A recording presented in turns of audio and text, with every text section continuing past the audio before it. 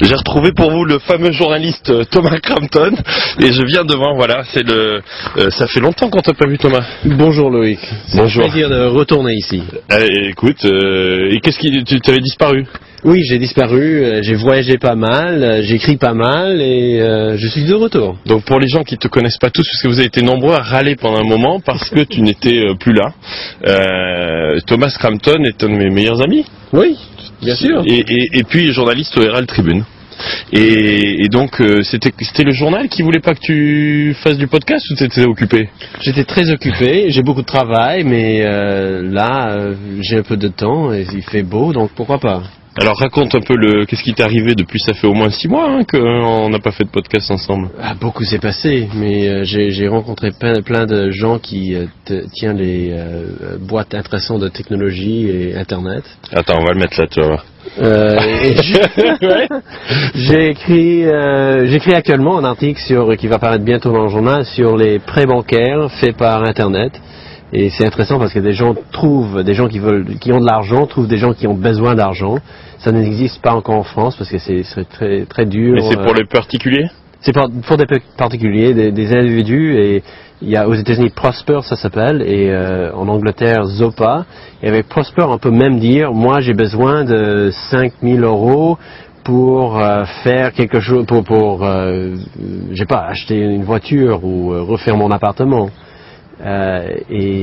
Tu dis le projet. Mais donc attends, c'est pas une banque qui prête en fait, c'est ça? Il n'y a pas de banque. Et les autres regardent, et moi j'ai besoin de 5 000 €, quelqu'un voit, quelqu'un qui a 5 000 € va sur le site, ils vont, il est sympa, j'ai confiance en lui, je vais lui donner l'argent. Et c'est par l'intermédiaire que Prosper qui se retrouve. Et si on ne paie pas, bien sûr, on a le même problème si on ne paie pas la banque. Mais c'est fait entre individus. Et l'intérêt, c'est que pour les gens qui prêtent l'argent, les taux d'intérêt sont beaucoup plus élevés qu'une compte d'épargne, et que pour ceux qui reçoivent l'argent, c'est beaucoup moins cher qu'une banque. Et eux prennent une commission là-dessus? Si tu prêtes de l'argent, tu es rémunéré alors? Oui. Tu prêtes maintenant? Si je prête, je me rémunérerai plus que dans la banque. D'accord.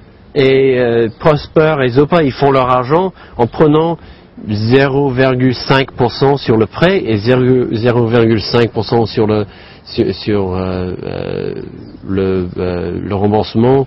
Et c'est très, très mince la différence. Tandis qu'avec une banque, la différence entre un prêt bancaire et ce qu'on gagne dans le compte d'épargne, c'est... Mais ça peut pas exister en France, non? Il y a des problèmes juridiques. Pas encore. Mais il y a des lois qui encadrent le Bien sûr, il y a les lois aussi en Angleterre, même si tu ne crois pas, mais en fait il y a des lois en Angleterre. Et là, ils ont dû passer par tous les règles nécessaires aux États-Unis et en Angleterre pour pouvoir faire ça. Donc c'est très compliqué. Donc ça ne va pas se lancer du jour au lendemain. Si, ça fait une sacrée barrière à l'entrée pour eux une fois qu'ils c'est une sacrée barrière d'entrée. Et en fait, Zopa veut monter leur affaire, rajouter aux États-Unis. Ils essayent depuis 1 an de le faire et ils n'arrivent pas. Donc ça montre que même si on a le modèle qui marche dans un pays, c'est difficile à... C'est un peu le eBay du crédit, quoi. Exactement, c'est l'eBay du crédit. C'est un peu eBay, un peu mythique. Parce que il y a des gens qui se rencontrent par l'intermédiaire de l'Internet qui ne se connaissent pas comme mythique. Mais le but, c'est pas comme mythique, mais le but, c'est l'argent. Et comme ça, on peut encore innover sur Internet avec des sites qui sont finalement, c'est assez classique comme idée, hein. C'est très simple comme idée. C'est pas nouveau. Ça a marché ou pas? Tu les as appelés, tu les as interviewés? Je les ai interviewés, ça marche très très bien. Ils disent, ils existent depuis très peu de temps, mais... 1 an à peu près, je crois que j'avais blogué ça il y a 1 an. Tu vois la différence, blogger, traditional media, je crois que j'ai blogué il y a 1 an. Oui, mais pour moi, il faut que je vois que ça fonctionne. Pour toi, c'est l'idée. Moi, je vais juste dire ce truc-là, et toi, tu vas voir si ça marche. Et là, Prosper a 30 millions de dollars en prêt bancaire déjà. 30 millions? 30 millions de dollars. Ah oui, donc ça marche. Pour l'instant, on verra. Et avec Zopa, ils disent pas le chiffre exact, mais ils disent que des millions de livres de prêts qu'ils ont fait déjà. Bon, et donc ça sort demain? Ça sort normalement demain, oui, demain dans le journal, mais on ne sait jamais avec les journaux. Le cover page avec ça? On verra. On ne sait jamais si ça va apparaître dans le journal le lendemain ou ça va apparaître. C'est-à-dire que t'envoies ça et puis après tu sais pas si ça Oui, je viens de répondre à des questions en fait ce matin, dimanche matin, à des questions qui venaient des rédacteurs à Hong Kong qui me demandaient des questions. Donc je pense que ça va pas être dans le journal demain, mais je saurai au même temps que tous les lecteurs en fait. D'accord. Bon, et qu'est-ce que tu as écrit d'autre là? J'ai écrit aussi récemment sur un système d'assurance en Angleterre qui utilise le GPS, positionnement global, et ils ont remarqué que les chauffeurs de voitures ont beaucoup plus d'accidents sur certaines routes que d'autres. Sur les autoroutes, ils ont très peu d'accidents, par exemple. Donc tu as le bon chauffeur, le bon conducteur sur l'autoroute, c'est qui est mauvais ailleurs, et l'autre... Voilà, ça n'a rien à voir avec le chauffeur. C'est si on a un chauffeur sur l'autoroute, ou le même chauffeur sur les petits chemins, à 30 km à l'heure, il y aura plus d'accidents sur les petits chemins. D'accord. Et aussi, on a la plupart des accidents entre minuit et 6 heures du matin. Donc avec le système GPS, ce qu'ils ont dit, c'est on va pas faire payer tous les gens qui conduisent seulement sur les autoroutes ou seulement en jour, la même chose que les gens qui conduisent sur les routes et les moments plus dangereux. Donc il y a un GPS installé dans la voiture. Et si tu acceptes ça, ça va être obligatoire ou? Non, c'est pas obligatoire, non, c'est beaucoup moins cher parce qu'on paie au kilomètre. Donc si tu conduis 1 kilomètre sur l'autoroute par exemple, et ensuite tu conduis 1 kilomètre sur les petits chemins, ça coûte 7 fois plus cher sur le petit chemin. Donc si c'est 1 euro par kilomètre sur l'autoroute, c'est 7 euros par kilomètre sur les petits chemins. Mais donc... tu choisis ton plan d'assurance en disant je vais conduire sur les petits chemins. Non, tu choisis le GPS et tu paies, c'est comme le téléphone. On a une facture à la fin du mois. C'est un flat fee en fait. Non, c'est pas un flat fee, c'est ça. Donc si on conduit pas la voiture, si la voiture reste au garage, rien payé. Ah, c'est bien ça. Oui. Ça s'appelle comment? Ça s'appelle The Norwich Union qui pay as you drive. Ça en France, pay as you drive. Pay as you drive. Ouais, ça serait pas mal parce que je roule très peu en fait. C'est très bien pour les gens qui ont des voitures dans les grandes villes. Et qui roulent pas beaucoup. Qui roulent pas beaucoup ou roulent le week-end. Parce que les accidents se passent souvent dans les heures de pointe, dans les petits chemins. Et on paie pour ce qu'on fait. D'accord. Ça c'est bien, hein? Dis donc, c'est intéressant. C'est intéressant comme idée, oui. Et t'as décidé d'écrire là-dessus? Comment t'as pris quelqu'un m'a demandé ça l'autre jour, je ne sais même pas comment je l'ai retrouvé, mais ça existe maintenant depuis 1 mois, 2 mois. Et en France, non? Pas encore en France. Encore une fois en France. Donc si vous avez l'idée. Et comment tu vois les présidentielles un peu? Parce que tu avais couvert aux États-Unis les présidentielles la dernière fois. Oui, j'ai couvert les dernières élections avec Kerry Bush. 2004. 2004. Et c'était très intéressant de voir, passionnant. On voyage partout dans le pays. Et aux États-Unis, c'est quelque chose. Je sens qu'il y a beaucoup plus d'argent impliqué qu'en France. Et ça commence déjà. Parce qu'ils ont un maximum en France aussi, je crois, hein, dans le budget. Peut-être c'est ça. Mais aux États-Unis, il y a tonnes d'argent, des sommes d'argent, et c'est vraiment made for TV, un événement pour la télévision. Et on passe d'un État à un autre État. Et à chaque fois que le candidat arrive, il y a tout un studio virtuel réel qui est là. Et sur la télé, ça a l'air d'être quelque chose spontané, mais en fait c'est tout planifié. Et ça dure beaucoup plus longtemps. Ce qui m'étonne avec le système présidentiel français, c'est c'est très court. Depuis quand la campagne, elle a démarré quoi? Il y a 2-3 mois, donc c'est une campagne de 6 mois, même pas. 6 mois, même pas. Aux États-Unis, pour 2008, c'est déjà commencé. Et officiellement, c'est même 3-4 mois, ouais. Oui, et aux États-Unis, ça a déjà commencé il y a 3 ou 4 mois. Donc 1 an et demi à l'avance. 1 an et demi. C'est incroyable. 1 an et demi. Et des gens se positionner. Donc ça, c'est la première différence. Qu'est-ce que tu vois d'autre comme différence? L'argent, le temps. La partie qui joue la télévision. Aussi, je trouve que ce qui est très bien en France par rapport aux États-Unis, c'est que des gens aiment bien se battre et discuter à propos des idées. Aux États-Unis, je trouve que la politique est beaucoup plus simplifiée. C'est-à-dire ils se battent pas pour les idées? Ils se battent moins pour les idées. C'est moins passionné. C'est plus sur des grands concepts. Avec la France, je trouve que c'est assez pointu. Donc ça, c'est une chose qu'on a en France qu'on n'a pas ailleurs. Même si on n'a pas GPS Insurance et les prêts bancaires. Mais comment tu expliques ça? C'est culturel pour toi? Parce qu'il y a aussi cette différence, moi, dont je parle tout le temps, qui est qu'on ne dit pas du tout facilement en France pour qui on va voter. Oui. Moi, je l'ai fait, mais c'est plutôt... C'est intéressant, ça, oui. Et alors qu'aux États-Unis, toi qui es américain, oui. tout le monde dit ça, mais c'était les bumper stickers, non? Les autocollants derrière la voiture. Oui, il met en public pour qu'ils votent. Et en plus, on est obligé, je ne sais pas comment ça marche en France, mais même si on donne $25 à un candidat, c'est affiché sur l'Internet aux États-Unis. Quoi que ce soit, tout ce qu'on fait, on donne l'argent, on fait du travail pour eux, on est inscrit et c'est très explicite. Mais c'est vrai qu'aux États-Unis, on met sur les bumper stickers, on met sur la voiture. Sur la voiture à l'arrière. Oui. Et comment t'expliques ça?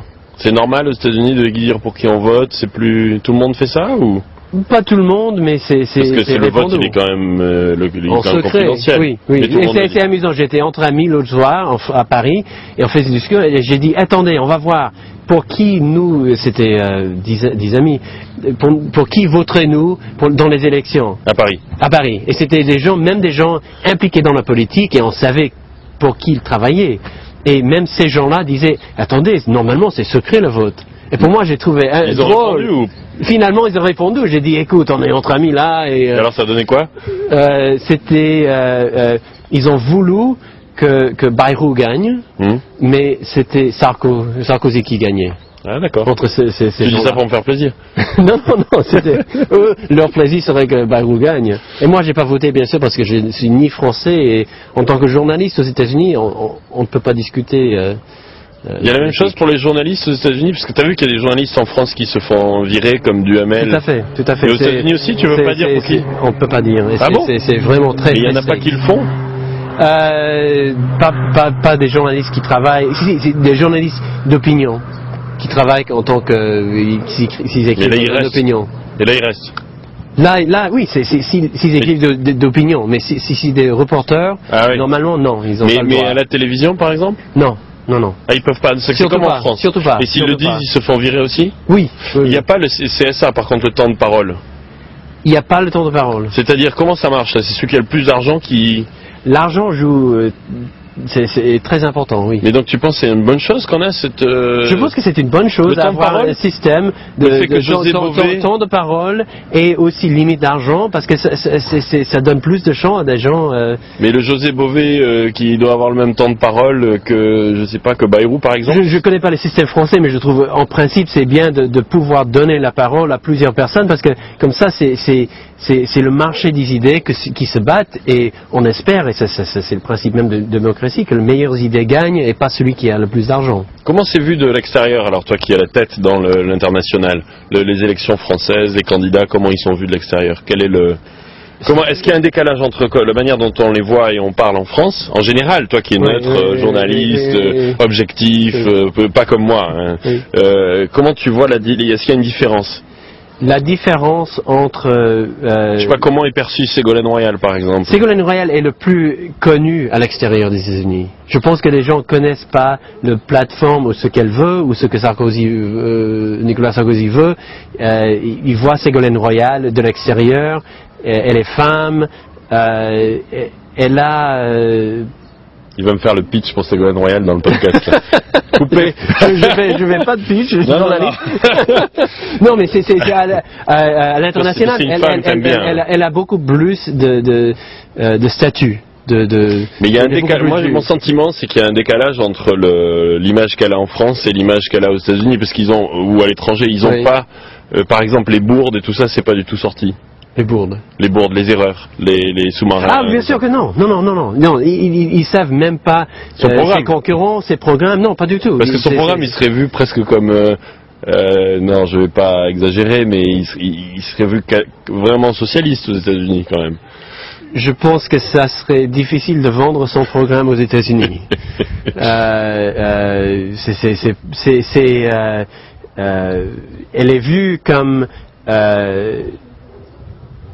femme à l'international, qui prend, et il voit Angela Merkel, il voit Ségolène Royal, c'est vu de loin aux États-Unis en général. Mais il voit pas toute sa croisade contre les profits et contre un petit peu le. Il voit pas le programme.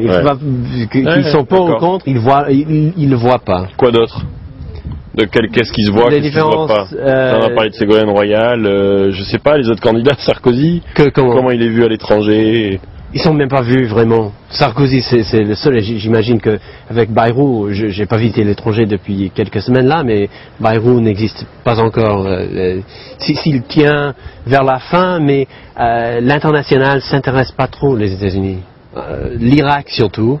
Donc à part l'Irak, en gros tout le monde s'en fout. Écoute, ça c'est une différence intéressante entre les élections présidentielles et en France et aux États-Unis. Déjà aux États-Unis, les affaires étrangères est au centre des campagnes. Et les affaires étrangères, c'est plutôt qu'est-ce qui se passe en Irak. Oui, mais parce qu'il y a eu un énorme scandale et une grosse connerie enfin pour moi, je pense que d'aller envahir l'Irak, c'était pas vraiment une bonne idée, donc ça a traumatisé le peuple américain. C'est l'obsession actuelle. Mais je trouve en France que les affaires internationales, c'est pas le centre du débat. Ça existe un peu, mais c'est excentré. Oui, mais le contraste que je fais, c'est qu'aux États-Unis, c'est affaires internationales, c'est au centre du débat. Et en France actuellement, normalement les États-Unis c'est un pays assez fermé. Enfin, tu as quand même eu toujours ce rôle des États-Unis, gendarme du monde. Oui, mais c'est jamais dans les campagnes. Ça fait pas partie de la politique intérieure du pays. Bien sûr, en dehors des États-Unis, on voit la puissance des États-Unis, ce qu'ils font les États-Unis, mais on le voit pas comme à l'intérieur des États-Unis. Des gens d'Ohio ou de Iowa n'en parlent pas très souvent de la politique étrangère. Maintenant, c'est le cas. Tandis qu'en France, je vois que c'est un peu normal, au niveau normal dans le débat, l'international. Et quel est ton pronostic alors? Pour les élections, lesquelles? Les deux, tiens. Les deux. Aucune idée. Je trouve que c'est très intéressant de voir en France actuellement ce qui se passe avec Bayrou et s'il peut tenir. Et là, il est au top, là. Hein. Tu penses la question, c'est est-ce que c'est à voir dans 2 semaines? Est-ce que c'est un effet de nouveau arrivé, ou est-ce qu'il va pouvoir tenir la position? Pour moi, c'est fascinant la situation en France, parce qu'on a 2 candidats, un qui est vraiment qui était à gauche et l'autre qui était à droite, et maintenant un au centre. Et quel rôle oublié Le Pen, là, quand même. Quel rôle va-t-il jouer? Oui, c'est vrai. Qui a quand même fait un score incroyable aux dernières élections. Mais il n'est pas encore inscrit, je crois. Oui, mais j'espère vraiment que ce sera le cas, parce que tu peux pas avoir quelqu'un qui a été au 2e tour aux dernières élections qui est passé 500 signatures. Je pense que là, ce serait vraiment pas démocratique pour le coup. Oui. Bien que je sois pas un fan de Le Pen, comme chacun sait. Mais je crois qu'il faut pour la représentation. Mais c'est intéressant, l'élection, et comment ça joue. Et donc, oui, c'est les 2 semaines pour voir la position de Bayrou, je trouve intéressant. Et pour les élections présidentielles aux États-Unis, c'est fascinant côté démocrate, parce qu'on a déjà Hillary Clinton avec tous ses avantages et problèmes. Très connu, mais avec beaucoup de problèmes aussi d'image. Barack Obama, qui cartonne en ce moment, il est très fort, comme j'ai vu son discours devant les démocrates la dernière fois, et c'est une force, mais il n'a pas d'expérience. Ouais. On a John Edwards, qui était sénateur, qui était le candidat vice-présidentiel la dernière fois, qui se battent aussi. Donc c'est 3 candidats très forts déjà, et ensuite dans les ailes, on a Al Gore, qui n'a pas encore déclaré. On sait qu'il a, bien sûr, il voulait être président, mais maintenant il a tout son projet pour le climat. Est-ce qu'il va essayer de tourner ça vers la politique? Et ça c'est vraiment. Il était vice-président déjà quand même. Il a été vice-président déjà, oui. Mais il veut être président. Oui. Et donc on peut voir déjà avec les élections présidentielles aux États-Unis que c'est intéressant, même avant de choisir le candidat pour un des 2 partis. Et sur le côté républicain, on a déjà McCain, et on verra sur les autres. Et qu'est-ce qui va se passer avec Il n'y en a Bush? qu'un, en fait, républicain pour l'instant. Pour l'instant, je crois qu'il est le plus en avant. Mais Bush, il peut pas se reprendre, c'est deux mandats aussi. Non, il peut pas reprendre, et Cheney est trop âgé. Il pourrait pas. Mais c'est vrai que c'est fou que ça commence comme ça, un an et demi à l'avance. Oui, un an et demi en avance. D'ailleurs, ça choque beaucoup les Américains que nous, on fasse une campagne. À chaque fois que je croise, ils me disent « Ah bon, vous démarrez maintenant ?» Oui. C'est fini, c'est trop tard. C'est intéressant. J'ai vu dans le journal l'autre jour, je sais pas quel journal, c'est soit Libération ou Le Figaro, qui compte le nombre de jours qui restent pour l'élection. Et j'ai vu l'autre jour que c'était moins de 60 jours. Ça vient de commencer. Ouais. C'est amusant. Bon, et alors sinon, je t'ai encore contaminé Contaminé avec une nouvelle connerie. C'est-à-dire Irish Miles, tu peux nous parler? Ah oui, c'est vrai. J'ai essayé, maintenant j'ai un avatar Irish Miles. Alors que tu m'as dit que Second Life, donc ça c'est l'avatar de Thomas. Je suis moqué de toi. Tu t'es fichu de moi, gravement. Parce que tu m'as traumatisé. Tu as parlé de Second Life et j'ai dit Second Hype. Voilà. Parce qu'il y a tellement de gens qui en parlent. Mais c'est vous les journalistes qui en parlent. C'est des journalistes qui en parlent. Oui. C'est très séduisant en fait. Pourquoi ça plaît autant aux journalistes? Le premier endroit que j'y allé sur Second Life, c'était l'endroit de l'immeuble de Reuters pour voir qui était là. Et j'ai rencontré bien sûr d'autres journalistes qui étaient là pour la première fois. Je ne sais pas si eux ils vont écrire des articles dessus, mais. Mais pourquoi les journalistes sont aussi passionnés par ça? C'est un good story pour vous? Parce que c'est incroyable. Hein? C'est amusant de voir. Beaucoup plus que la réalité, c'est sûr.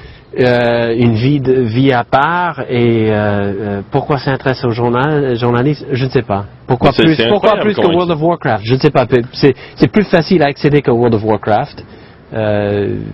Mais oui, ça passionne. Donc Irish Miles, c'est ton Irish Miles. Pourquoi? Oui. Parce que je suis irlandais. Ah oui, tu es moitié américain. Moitié américain, irlandais, moitié américain. Et pourquoi le Irish Mile, c'est quelque chose de spécial? Un Irish Mile en Irlande, quand on demande des directions à quelqu'un, ils disent toujours « Ah oui, c'est juste un mile ouais. ». Mais souvent un mile, c'est 5 miles. Parce qu'ils ils sont pas très forts à exprimer les directions, donc on dit un Irish Mile, c'est juste un Irish Mile. Ça veut dire que ça peut être 5 km ou même 20 km. Bon, écoute, on va te retrouver dans Second Life Irish Miles. Oui, tout à fait. Je te suggère qu'on retourne dans la First Life, qui est pas mal non plus. D'accord, ok, très bien. Salut.